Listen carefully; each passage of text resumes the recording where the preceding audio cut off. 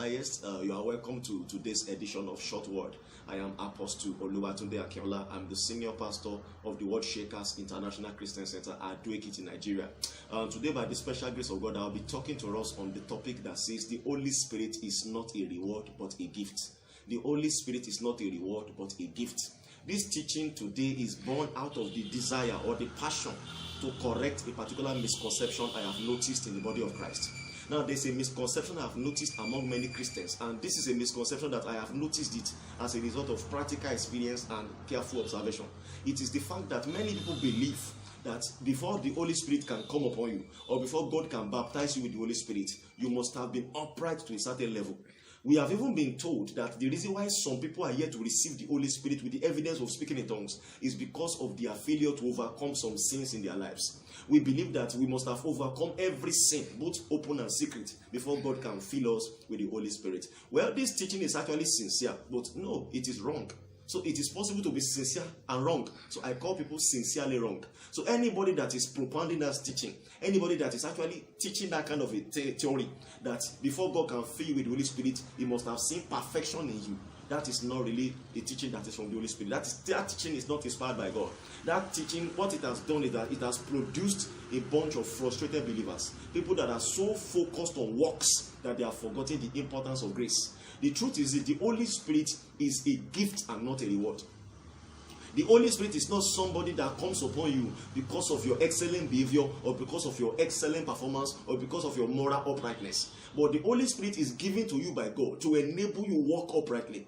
So the Holy Spirit does not come upon you because you are walking uprightly. No, but it comes upon you to enable you to walk uprightly. So that's a major difference that we are making here. That's why we call Him Holy Spirit. He is the Spirit of holiness. So without the Holy Spirit in your life, holiness is practically impossible. There is no way a man can walk in holiness if the Holy Spirit of God is not helping him. So if you think you can be holy without the Holy Spirit, you are just deceiving yourself. But you need the Holy Spirit so that you can live a holy life. So that is why God will not even wait for you to be perfect before releasing the Holy Spirit upon you. He simply sees a desire and a thirst in you. Then He now releases the Spirit upon you so that you can now be perfect and so that you can now walk uprightly.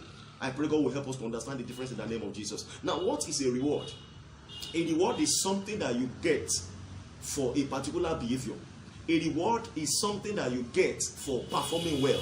A reward is something that is given to you to appreciate your performance or to appreciate your duty or to appreciate your task. That is a reward.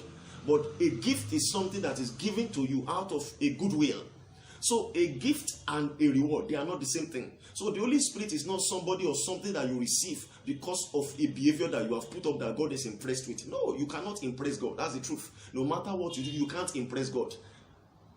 You can only find grace and mercy with God. So because of that grace and mercy that you have found with God, God simply baptizes you and me with the Holy Spirit. Now look at what Jesus told His disciples in Luke chapter 11 verse 13. He said, if you then being evil know how to give good gifts unto your children, so how much will your heavenly Father give the Holy Spirit to those that ask of Him? So the Holy Spirit is somebody that is given. So it is clear from that statement of Jesus that the Holy Spirit is given. He is not earned. We don't earn the Holy Spirit. We don't even merit the Holy Spirit. We are simply given the Holy Spirit. And in Acts chapter 15 verse 8, when Peter was explaining what happened at the house of Cornelius to the disciples at Jerusalem, he made a statement that was profound. He said, God has also given them the same Holy Spirit that He has given to us. So from that statement of Apostle Peter, it was also clear that the Holy Spirit is given. It's not somebody that you merit.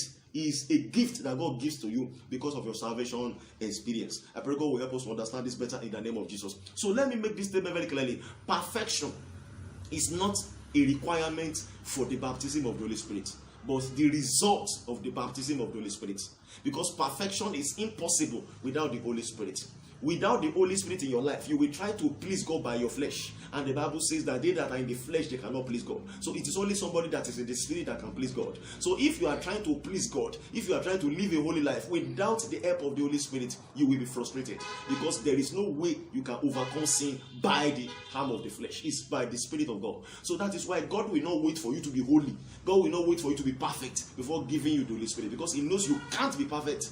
And you can't be truly holy without the Holy Spirit. I pray God will help us in the mighty name of Jesus. Now let me show you about two very good examples for you to know that perfection is not actually a requirement for the Holy Spirit. Now look at the case of Cornelius in Acts chapter 10. Peter was still in the middle of his sermon. when the Holy Spirit came upon Cornelius and his family and friends, and they began to speak with tongues. Now, which time did Cornelius and friends have to become perfect or to become perfectly holy before God could give them the Holy Spirit? They were still in the middle of Peter's sermon. They simply believed what Peter was preaching, and the Holy Spirit came upon them immediately. They were not even perfect yet. In fact, let me just say this way. They got baptized in the Holy Spirit the same day they got born again. So they have not even started living a sanctified life, and yet the Holy Spirit came upon them immediately. So the Holy Spirit is not a product of sanctification. It is sanctification that is a product of the Holy Spirit. I pray God will help us in the name of Jesus. Now look at the believers at Ephesus. You will see their story in Acts 19 rather. In Acts 19, 1-6. When Peter got to Ephesus and he met some disciples there, he asked them, he said, have you guys heard about the Holy Spirit? They said, no, we have not heard about the Holy Spirit. We only know the baptism of John. Can you imagine that? And Paul baptized them in the baptism of Jesus, and he now laid hands on them, and the Holy Spirit came upon them immediately. These were people that were not even yet baptized. They were just getting baptized that day in the name of Jesus. They were just receiving the correct baptism that day, and the Holy Spirit now came upon them immediately, without even waiting for them to be upright or to be sanctified or to be holy. So what does that tell you from those two examples? That means perfection is not a requirement for the infilling of the Holy Spirit. What God is simply looking for is a genuine salvation experience, faith, and a thirst. Are you genuinely born again? Are you a child of God? If your answer is yes, then you are a candidate for the infilling of the Holy Spirit.